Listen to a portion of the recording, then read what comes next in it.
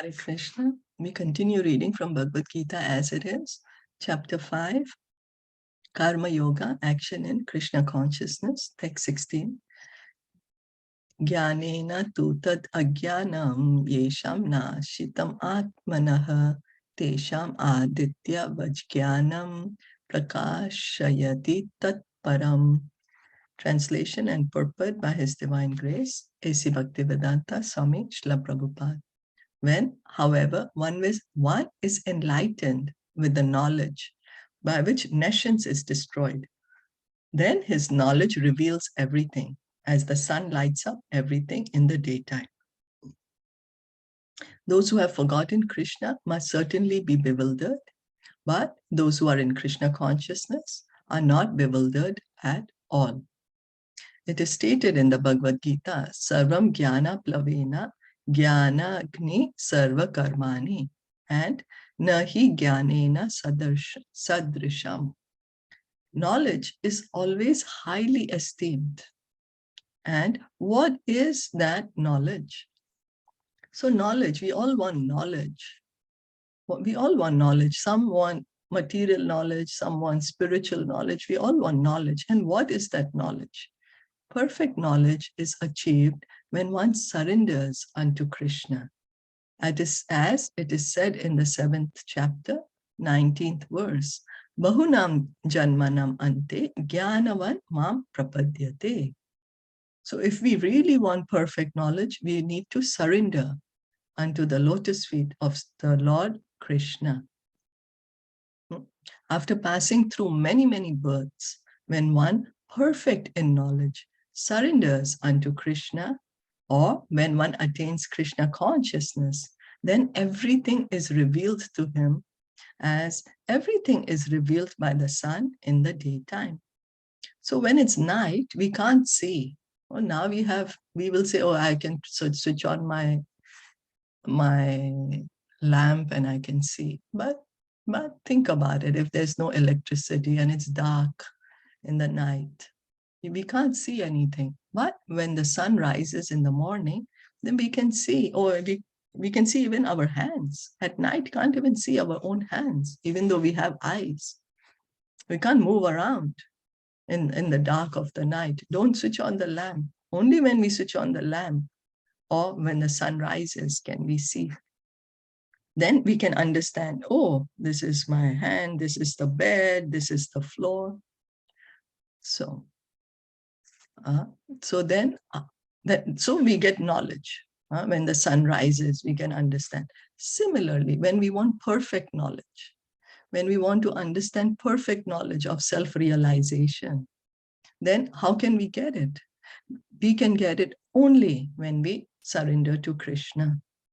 When one perfect in knowledge surrenders unto Krishna, or when one attains Krishna consciousness, then everything is revealed to him. So that's all we have to do. We need this perfect knowledge. We want to realize the perfect knowledge. And the way to realize this perfect knowledge is by surrendering unto Krishna. The living entity is bewildered in so many ways. For instance, when he unceremoniously thinks himself God, he actually falls into the last snare of nescience. If we think we are God, oh, that right now I'm not God, but after I do some meditation, or after I give up this body, after I get liberated, I will become God. This is Maya. This thought is Maya, and this is the last snare. This is how Maya gives us this proposal to still keep us here under her control.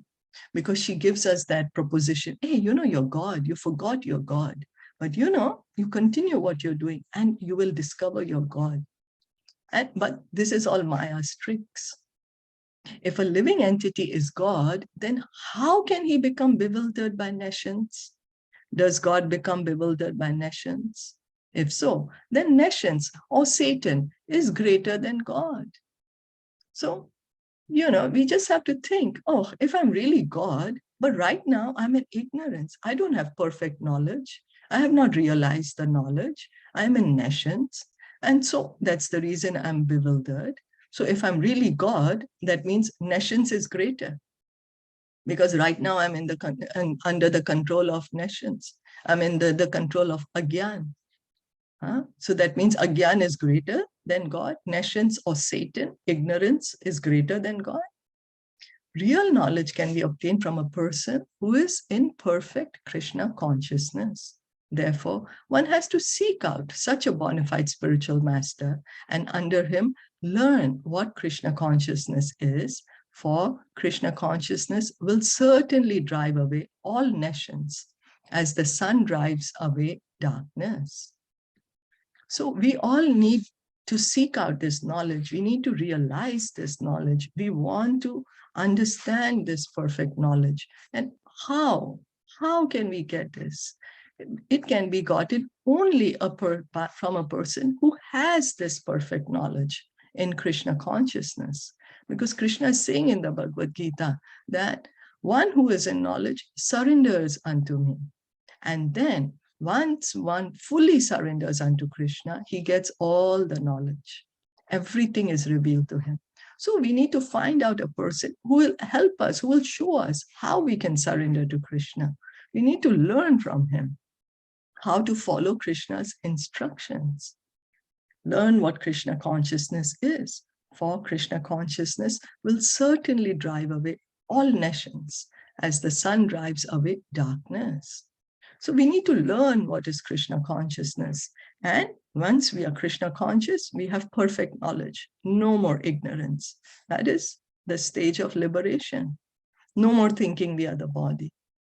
Even though a person may be in full knowledge that he is not this body, but is transcendental to the body, he still may not be able to discriminate between the soul and the super soul. However, he can know everything well if he cares to take shelter of the perfect, bona fide Krishna conscious spiritual master. So a person, he may have realized, he has realized he's the soul. He has realized he's not the body, but still he may be not able to understand that he is not the super soul. He is realized the knowledge. He's already on the liberated platform. He's on the platform of the soul. He's no more on the platform of the body, but he may not be able to understand about the super soul.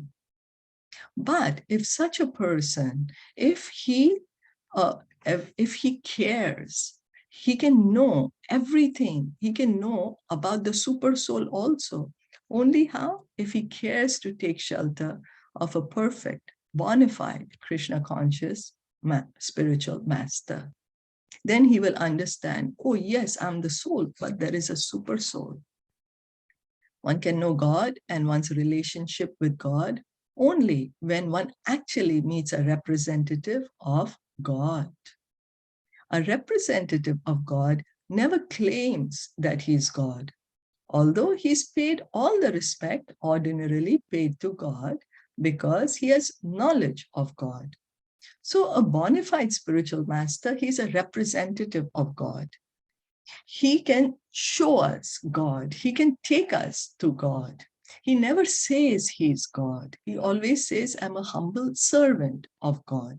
And he himself serves God and he teaches us how to serve God. That is a true representative of God, a true representative.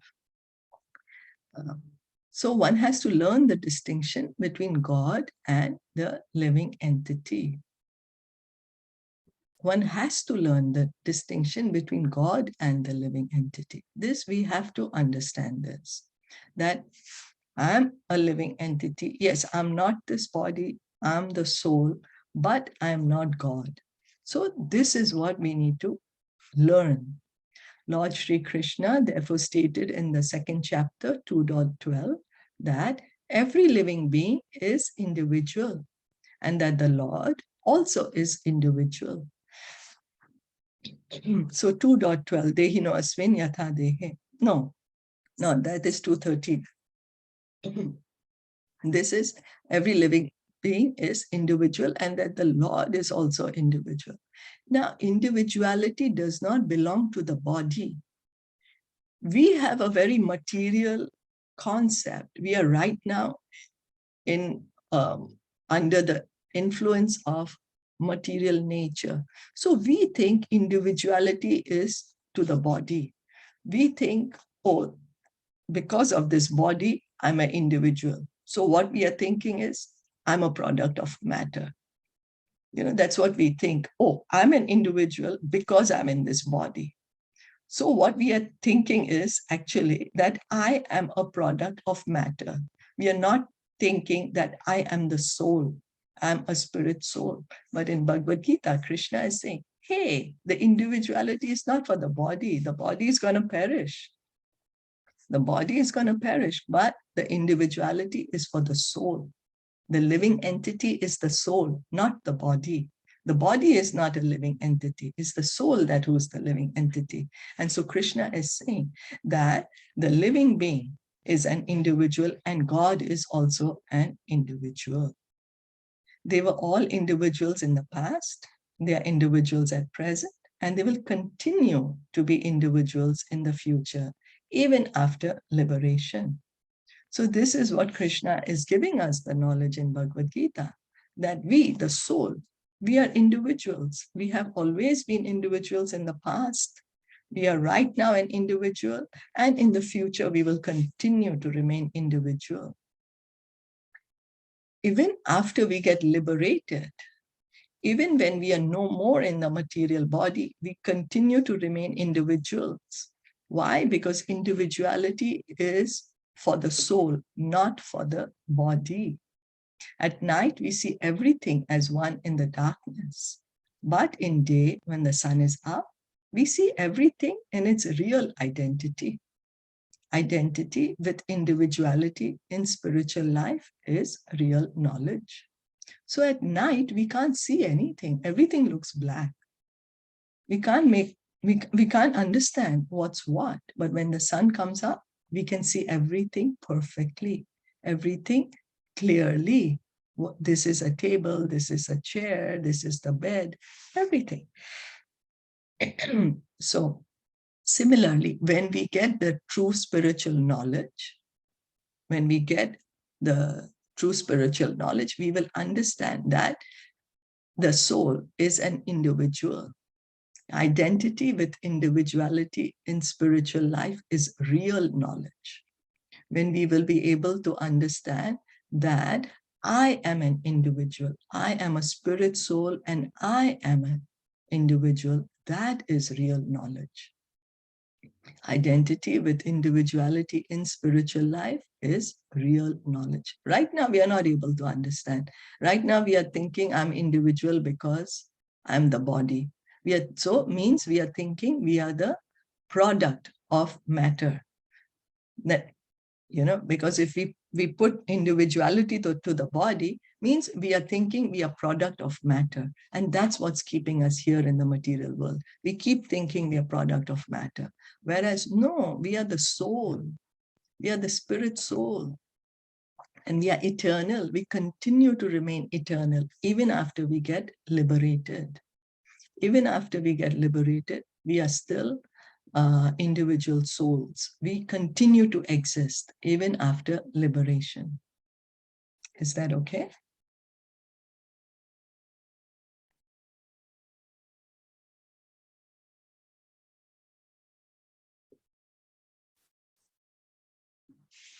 So if there are no comments or questions, we'll stop here for today. Srimad Bhagavad Gita ki jai, Shila Prabhupada ki jai, Gaur Bhakta Vrinda ki jai, Hare Krishna.